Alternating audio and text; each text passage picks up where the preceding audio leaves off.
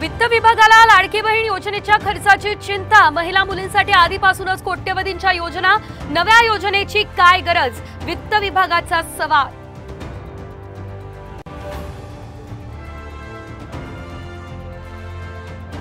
शिखर बँक घोटाळा प्रकरणी अजित पवार यांच्या अडचणीत पुन्हा वाढ। 2 क्लोजर रिपोर्ट आणि निषेध याचिकांवर 31 ऑगस्ट पासून हायकोर्टात एकत्र सुनावणी।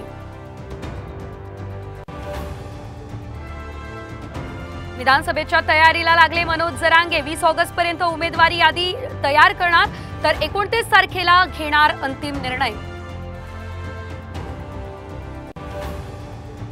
यूपीएससी नंतर एमपीएससी मध्ये दिव्यांग घोटाळ्याचा आरोप। 2022च्या निवडीतील 8 जणांविरोधात तक्रार। दिव्यांग प्रमाणपत्राची पुन्हा होणार पडताळणी।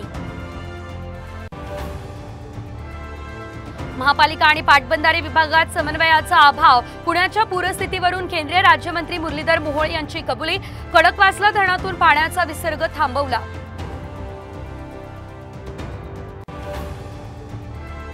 सरकारच्या महाबँकेच्या योजनेवर शेतकऱ्यांची नाराजी। कांदा साठवण्यासाठी आम्ही सक्षम, निर्यात बंदी हटवा, शेतकऱ्यांची सरकारला मागणी।